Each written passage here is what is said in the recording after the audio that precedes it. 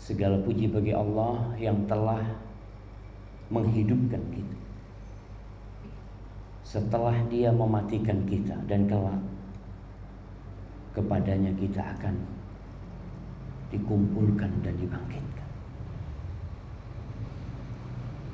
Allahumma salli wa sallim ala sayyidina wa maulana Muhammadin wa ala alihi wa ashabihi ajma'in. Ya Allah, semoga salawat dan salam senantiasa Engkau curahkan untuk hamba kekasih-Mu, untuk baginda Nabi kita Muhammad alaihi salatu wassalam, untuk keluarga beliau, untuk istri-istri beliau, untuk putra-putri beliau, dan untuk seluruh sahabat Nabi. Semoga Allah meridhai kita bersama mereka. Amma ba'd. Yang pertama, mengucapkan terima kasih kepada takmir masjid yang telah memberikan kesempatan, dan juga terima kasih bersambung untuk para jamaah sekalian yang sudi untuk tetap duduk di tempatnya. Ahibati fillah, Ana lihat masjid sedang dalam pembangunan. Tiangnya belum jadi, Ana lihat tadi. Rasulullah sallallahu alaihi wasallam selama 13 tahun di kota Mekah,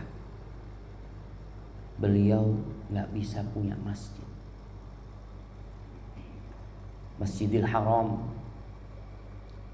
yang di tengah-tengahnya ada Baitullah Al-Ka'bah, itu dikelilingi dengan 360 berhala. Umat Islam tidak bisa beribadah bebas. Yang ketahuan masuk Islam, yang menampakkan Islamnya terang-terangan, maka akan diganggu dan disakiti. Sampai yang setingkat orang kaya, Utsman bin Affan radhiyallahu anhu, juga mendapatkan gangguan. Sehingga Utsman itu pernah hijrah ke Habasyah. Tahun kelima kenabian, sebelum hijrah ke Madinah, Utsman itu sudah hijrah ke Habasyah. Kemudian Abu Bakar As-Siddiq radhiyallahu anhu, yang juga tokoh di tengah-tengah masyarakat kota Mekah, itu pun pernah berniat meninggalkan kota Mekah. Tapi ada yang memberikan suaka kepada Abu Bakar untuk balik ke kota Mekah. Sayyidul Qara ketika melihat Abu Bakar keluar dari kota Mekah ditanya, "Kok kenapa keluar?" "Ya, aku ingin bebas beribadah kepada Allah Azza wa Jalla." Kata pemuka dari kabilah Qara ini mengatakan, "Mithluka la yakhruj wa la yukhraj." Orang seperti engkau ini nggak boleh keluar dan nggak boleh dikeluarkan, kata. Dari inginnya beribadah kepada Allah dengan nyaman dan tenang. Tapi pada akhirnya kota Mekah tidak kondusif untuk menjadi negeri orang-orang yang beriman pada saat itu, dikarenakan gangguan, penindasan terus dilakukan oleh orang-orang musyrik. Setelah 13 tahun berdakwah Nabi kita alaihi salatu wassalam, Allah memberikan izin untuk hijrah. Yang awalnya para sahabat Nabi, kemudian Nabi alaihi salatu wassalam bersama Abu Bakar hijrah meninggalkan kota Mekah. Kita semua insyaallah sudah tahu cerita hijrah Nabi alaihi salatu wassalam. Ketika itu umur beliau 53 tahun. Sudah tua alaihi salatu wassalam. Dalam kondisi dikejar-kejar oleh orang musyrikin. Bahkan mereka mengumumkan sayembara. Siapa saja yang dapat mendatangkan Nabi alaihi salatu wassalam hayyan aw mayitan, hidup atau mati, dia akan mendapatkan 100 ekor onta. Maka pantas Rasulullah SAW bersembunyi. Ini kalau kita lihat, Muslim itu dalam berdakwah perlu strategi. Nabi sembunyi dalam gua Thaur selama 3 hari 3 malam. Baru setelah itu melanjutkan perjalanan ke Madinah, tidak di jalan yang biasa dilalui oleh para pedagang, karena akan ketahuan, cari jalan lain. Sehingga jalan yang biasanya 6-7 hari dari Mekah ke Madinah itu ditempuh hampir 9 hari. Total itu 12 hari kira-kira perjalanannya, 3 hari dalam gua dan 9 hari dalam perjalanan. Sesampainya di kota Madinah, awal masuk beliau itu gak langsung ke jantung kota. Beliau singgah di pinggiran kota Madinah, namanya Quba. Apa yang pertama beliau lakukan di sana? Bangun masjid. Yang pertama dilakukan bangun masjid, bukan bangun rumah. Kita ini kadang-kala selalu berpikir punya rumah yang bagus, punya rumah yang indah, yang luas. Kalau benar engkau ingin punya rumah, bangun rumah Allah Azza wa Jalla dulu.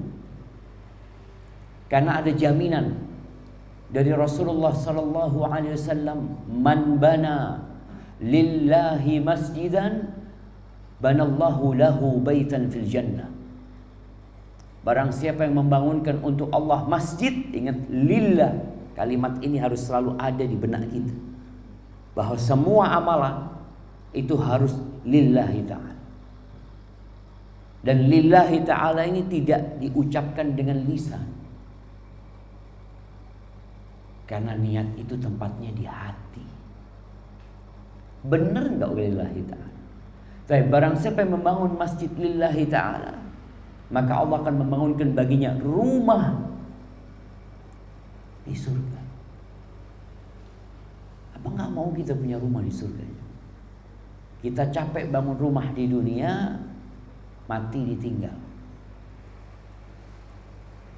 Setelah membangun Masjid Quba, yang pahala sholat di Masjid Quba ini, Masya Allah, man tatahhara fi baitil, hadits riwayat Tirmidzi, thumma ata Masjid Quba, barang siapa yang bersuci dari rumahnya, kemudian dia datang ke Masjid Quba, fa shalla fihi salatan, lalu dia melakukan sebuah salat di masjid itu, salat apa saja, kanat lahu ka ajri umrah, dia dapat pahala seperti umrah.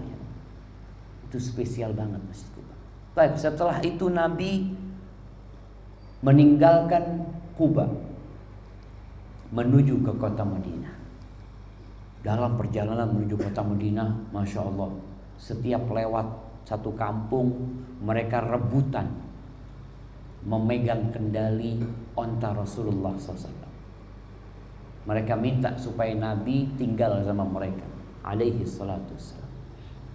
Lalu Nabi mengatakan kepada mereka, karena tidak ingin ribut antar kabilah ini, beliau mengatakan alaihi salatu wassalam, da'uha fa innaha ma'murah.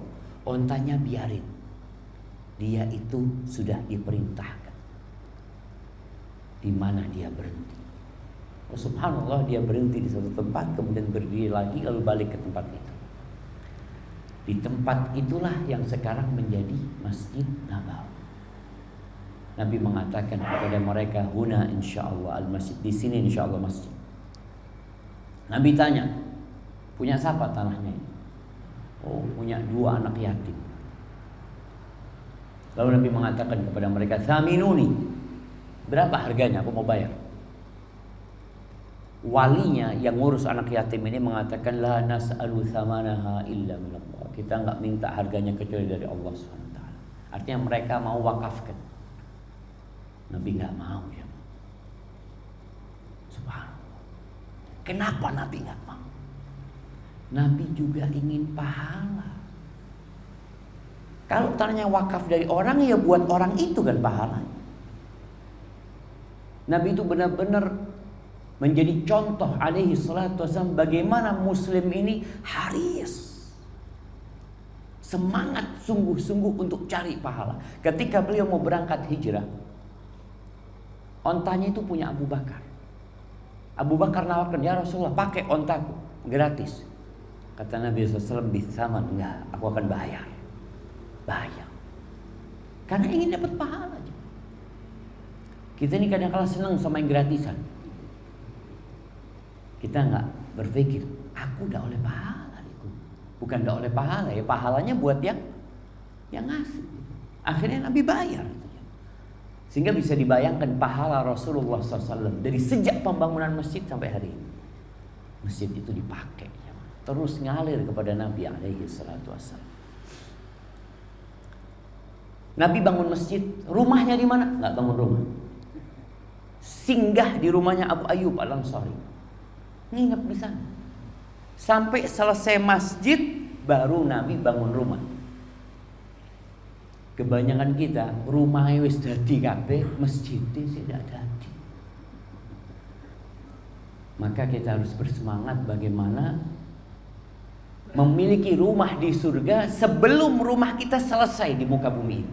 Dan itu yang terjadi sama Nabi SAW. Nabi sudah punya rumah di surga, padahal rumah sendiri belum jadi, masih dibangun. Kenapa itu yang beliau bangun? Kok masjid? Karena masjid ini sentral kegiatan umat Islam. Masjid ini bukti eksistensi umat Islam. Kalau antum lihat ya, sejarah masuknya Islam ke Indonesia. Para pedagang-pedagang dari Jaziratul Arab yang datang ke sini, ketika mereka menetap di sini, mereka minta izin bangun masjid kepada penduduk setempat. Karena keberadaannya menjadi bukti keberadaan Islam. Dan kita lihat kenapa umat Islam yang minoritas di negeri-negeri tertentu nggak boleh bangun masjid. Nggak boleh ada azan dikumandangkan. Azan di dalam masjid lu, azan dalam masjidku ya apa jadi Tony? Tujuannya azan itu apa? Kan memberitahu orang-orang kalau sudah masuk waktu sholat, memberitahu mereka ayo ke masjid. Tapi kalau adanya di dalam masjid toh, sing ngrungokno sapa? Ya tukang adanya toh. Karena mereka tidak ingin nampak Islam itu. Kembali kepada masjid sebagai sentral kegiatan umat Islam. Semua kegiatan apa saja yang namanya rapat musyawarah di mana dilakukan? Di masjid. Yang namanya penjara, sampai penjara ya. Orang-orang musyrikin kalau ketangkep itu di mana ditahan mereka? Ya di masjid. Diikat di masjid sana. Ketika ada yang sakit, ya di masjid dirawat sama Nabi SAW. Dengan berkembangnya peradaban Islam, mulai fungsi masjid itu dipisah-pisah. Untuk pembelajaran, kalau bicara pembelajaran, ya di masjid Nabi ngaji, ngajarin para sahabatnya. Sekarang kan udah dipisah, ada sekolahan, ada rumah sakit, ada penjara, ada tempat musyawarah mungkin. Dulu semua dilakukan di masjid. Oleh karena itu, sekarang bagaimana tugas kita yang sudah punya masjid memakmurkan masjid. Memakmurkan masjid itu yang pertama tentunya dengan memakmurkan fisiknya. Ana terus terang delok karpet iki kurang pantas buat masjid. Kenapa? Panas ini. Orang kalau sujud di karpet ini tidak iso suwi-suwi. Kalau kelamaan bisa hitam jidat. Orang hitam jidatnya itu bukan karena ya sujudnya lama. Karena kita lihat di Masjidil Haram, imamnya itu sujudnya suwi-suwi, tapi kok udah ireng gitu. Karena karpetnya Masya Allah. Kalau lihat di Masjid Nabawi itu sujud Allah enak gitu nih jamaah. Sampai lupa imamnya sudah bangun itu, kadang-kadang dia menikmati. Memakmurkan bangunan fisiknya. Ya dengan kalau kita bicara masjid, ya nggak harus dihiasi macam-macam enggak. Yang penting masjidnya itu kokoh, enak, nyaman buat orang di sana. Sampai Umar bin Khattab radhiyallahu anhu pernah kirim surat kepada gubernurnya. Karena mereka bangun masjid mewah-mewah. Maka Umar tulis surat, la tuhammiru wa la tusaffiru. Kalian jangan merahin, jangan kuningkan masjid. Bangunkan buat mereka yang membuat mereka tidak kehujanan dan tidak kepanasan. Jadi masjid itu yang kokoh, yang nyaman buat orang ibadah. Alhamdulillah, anda lihat pakai AC. Karena ada orang yang rumahnya pakai AC, masjidnya kepanasan. Jadi dia lebih nyaman di rumahnya daripada di masjid. Usahakan orang lebih nyaman di masjid daripada di rumah. Tapi yang kedua, setelah fisiknya kita bangun, memakmurkan dalam masjid ini. Dengan apa? Yang pertama dengan sholat berjamaah. Alhamdulillah masjidnya makmur. Tapi kadangkala pernahkah kita berpikir untuk mengajak tetangga kita ke masjid? Bukan membawa diri sendiri, tapi juga mengajak orang lain untuk memakmurkan rumah Allah Subhanahu wa taala. Abdullah bin Mas'ud radhiyallahu anhu, dia mengatakan, "Innallaha tabaraka wa ta'ala syara'a li nabiyyikum sunanal huda." Sesungguhnya Allah telah mensyariatkan buat nabi kalian sunnah-sunnah petunjuk. Sunnah-sunnah petunjuk yang mengamalkannya masuk surga insyaallah. Sebelum mengatakan ini, Abdul Mas'ud mengingatkan murid-muridnya, man arada aw man ahabba an yalqallaha ghadan musliman falyuhafid ala haula'i salawat haitsu yunada bihinna. Barang siapa yang ingin besok berjumpa Allah dalam kondisi Islam, yang ingin mati Islam, hendaklah menjaga sholat yang 5 waktu ini di tempat dipanggilnya untuk sholat. Jadi menjaganya bukan di rumah, tapi di tempat dikumandangkannya azan. Maka beliau mengatakan Allah itu mensyariatkan buat nabi kalian sunnah-sunnah petunjuk. Amalan-amalan yang kalau kita amalkan insya Allah sampai kita ke surga. Wa innaha min sunanil huda. Sesungguhnya sholat berjamaah di masjid ini termasuk sunnah petunjuk yang menjaga orang insya Allah mati husnul khatimah. Anda dengar cerita yang membangun masjid ini meninggal dunia di malam Id. Subhanallah. Kita kalau dengar cerita kayak gitu iri kita, ya Allah. Semoga mereka husnul khatimah. Kita kising seurip iki ya apa kira-kira? Mati kita itu gimana kira-kira? Maka jaga tuh salat berjamaah di masjid. Walau annakum shallaitum fi buyutikum kama yusalli hadzal mutakhallif la taraktum sunnata nabiyikum. Kalau kalian salat di rumah kalian, sah enggak salat di rumah jemaah? Sah. Sah salat di rumah. Jadi orang salat di rumah itu dapat pahala, Satu.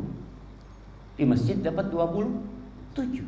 Kalau kalian salat seperti salatnya orang yang enggak salat di masjid ini, kalian berarti meninggalkan sunnah nabi kalian. Nabi ngasih petunjuk, enggak dilakoni. Beliau memberikan contoh, tidak diikuti.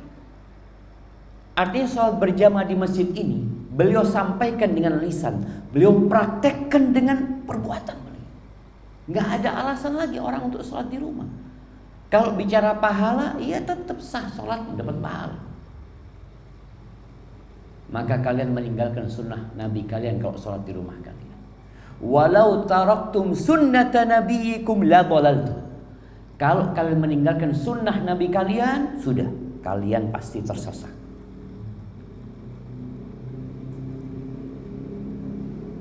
Walaqad ra'aituna.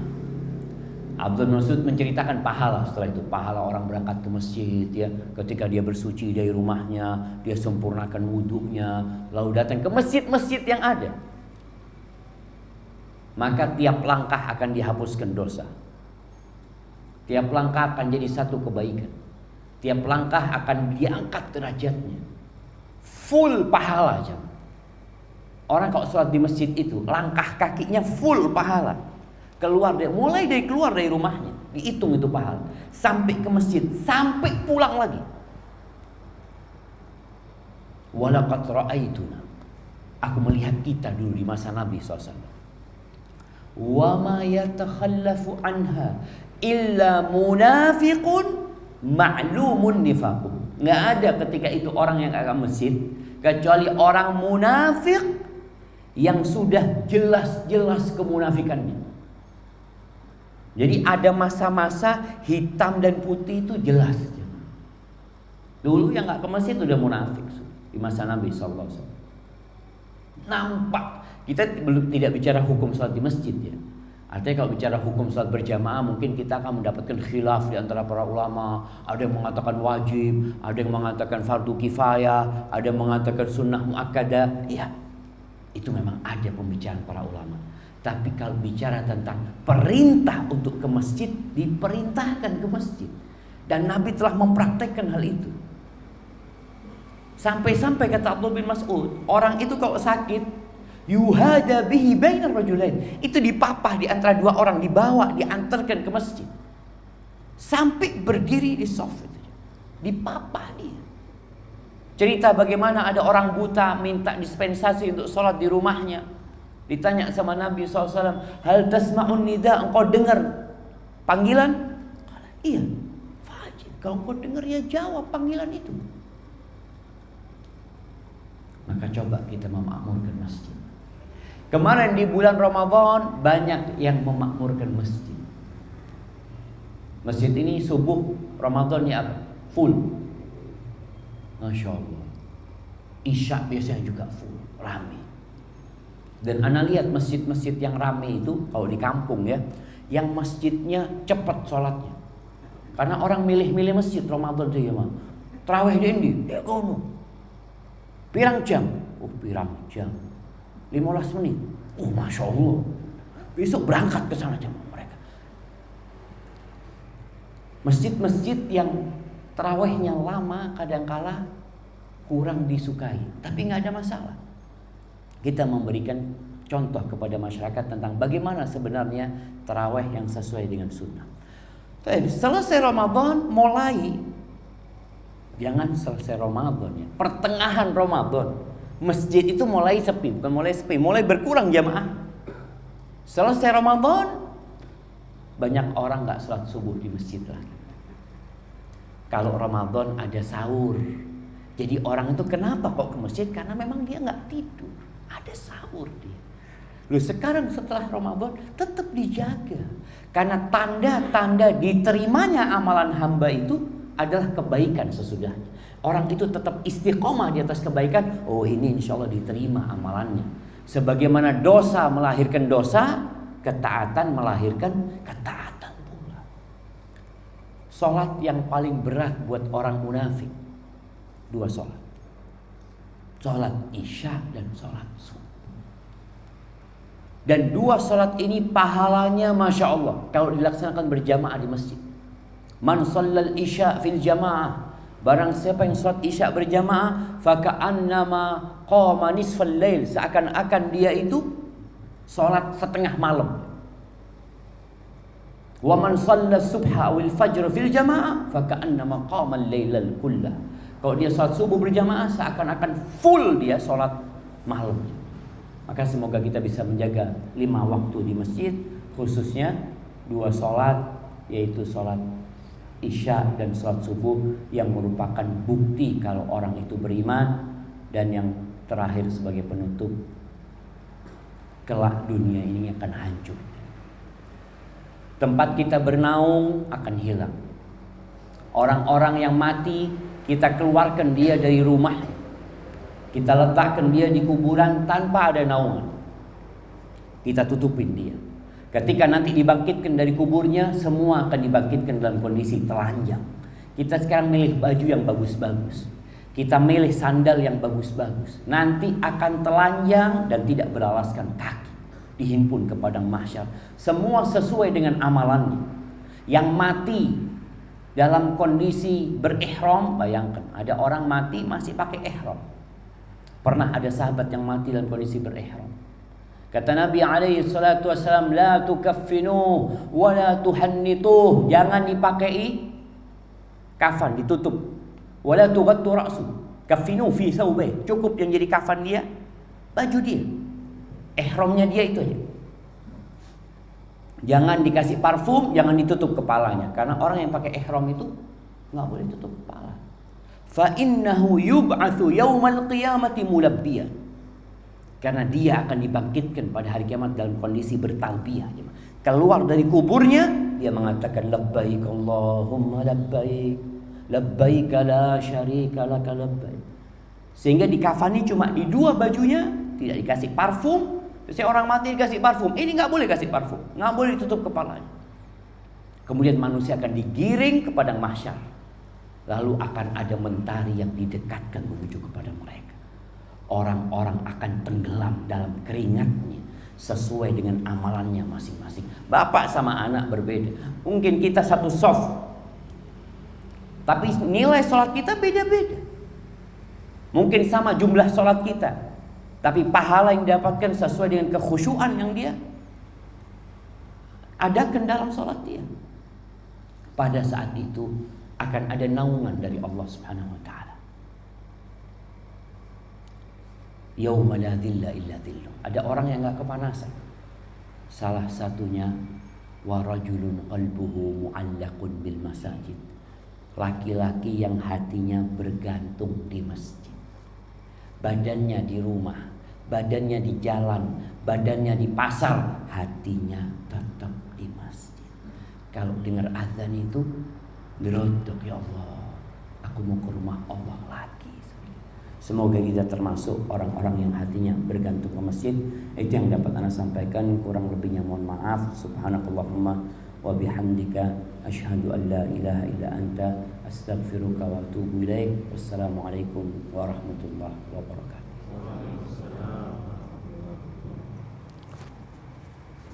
Tanya Herbalis Nabawi Herbal. Konsultasikan keluhan kesehatan Anda kepada ahlinya. Live chat melalui WhatsApp, langsung diskusi dengan Herbalis. Setiap hari Selasa, Kamis, dan Jumat pukul 18.20 sampai 20.00 waktu Indonesia bagian Barat. Chat kami melalui nomor WhatsApp di 0895 3861 44700. Tanya Herbalis Nabawi Herbal, solusi pengobatan herbal yang tepat bagi kesehatan Anda.